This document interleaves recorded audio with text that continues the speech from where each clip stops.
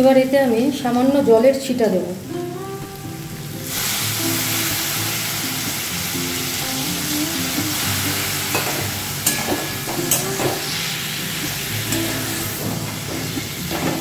একটু ঝিঙেটা কচকচে করছে, সেইটা যাতে ঠিকমতো ভাজা হয়ে যায় সেই জন্য একটু জলের ছিটে দিলাম, দিয়ে আবার ঢেকে দেবো। এখন আমি ঝিঙে আলু দিয়ে একটা তরকারি করছি, দেখাচ্ছি। তেল গরম হয়ে গেছে, এবার এতে আমি কালো জিরে ফোড়ন দিচ্ছি।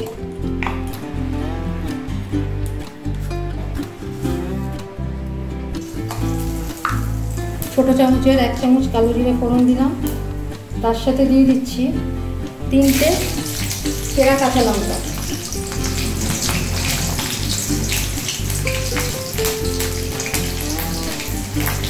এখানে আমি 2টো মাঝারি সাইজের আলু একটু ভাপিয়ে নিয়েছি, আর এখানে বড় 3টে ঝিঙে কাটা রয়েছে একই রকম, তারপরে দেখাচ্ছি। এবার এতে আমি ঝিঙেগুলো ছেড়ে দিচ্ছি।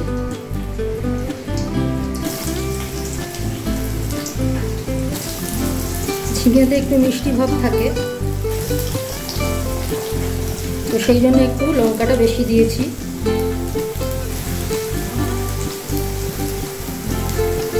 একই সাথে দিয়ে দিচ্ছি।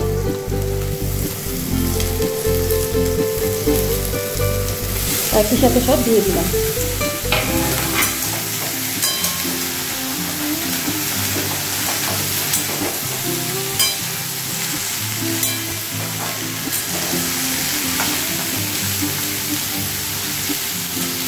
তারপরে ভেজে নিই। এবার একটু ঢাকা দিয়ে দেবো আমি, এটা আমি হলুদ দেবো না,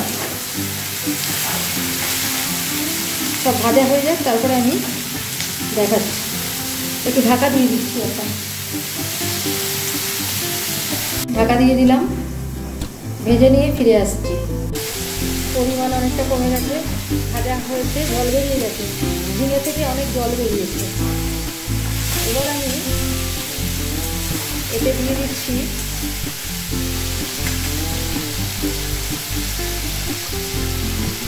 আঁচ কমিয়ে দিলাম, মশলা দিচ্ছি। এতে আমি দিয়ে দিচ্ছি আদা বাটা, ব্যাস আদা বাটা দিয়ে এবার এতে দেবো, ভেজে নেব।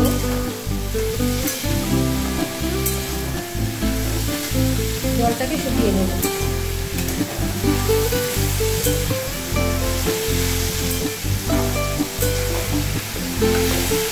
আস্তে আস্তে ভাজবে, জলটা কমিয়ে দিলাম, আবার আঁচটা নুন দেবো, তাই জন্য আঁচটাকে কমিয়ে দিলাম।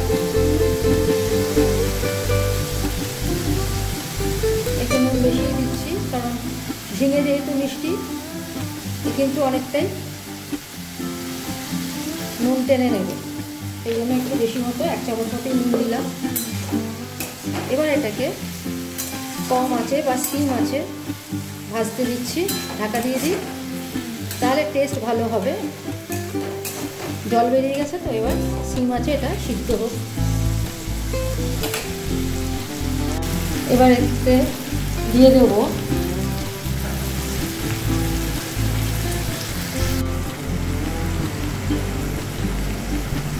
এতে দিয়ে দিচ্ছি একটু পোস্ত বাটা। পোস্ত বাটা দিয়ে আবার ভাজবো।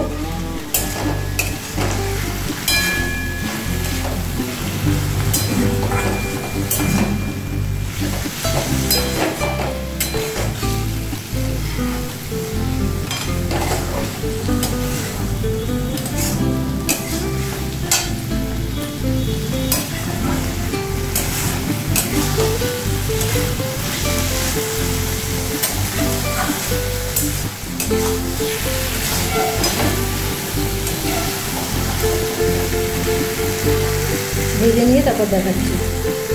এবার এতে আমি সামান্য জলের ছিটা দেব।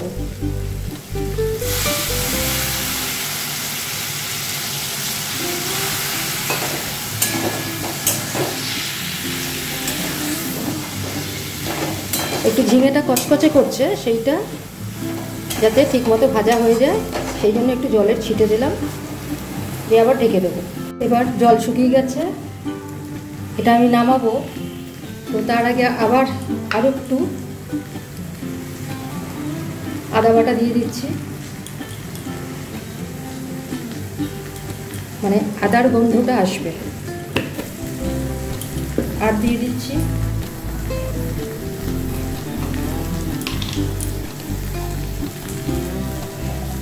সামান্য একটু সরষের তেল।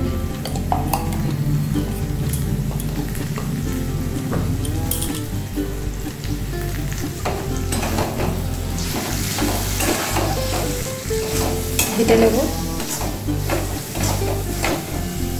এটা একটু ছাড়া ছাড়া মতো হয়ে যাবে। এসছে, একটু লালচে লালচে মতো হয়ে গেছে। এখানে এখন যে লেগে রয়েছে এটা কিন্তু ঠান্ডা হলে ছেড়ে যাবে। তো আমার ঝিঙের পোস্ত আদা ফ্রাই রেডি টু সার্ভ। এবার আমি নামাচ্ছি, গ্যাস অফ করছি, তারপর দেখাচ্ছি। আমার ঝিঙের পোস্ত আদা ফ্রাই রেডি টু সার্ভ। আজকের মতো এখানে রাখছি, কালকে আবার অন্য কোনো রেসিপি নিয়ে ফিরে আসছি। ততক্ষণের জন্য ভালো থাকবেন, ধন্যবাদ।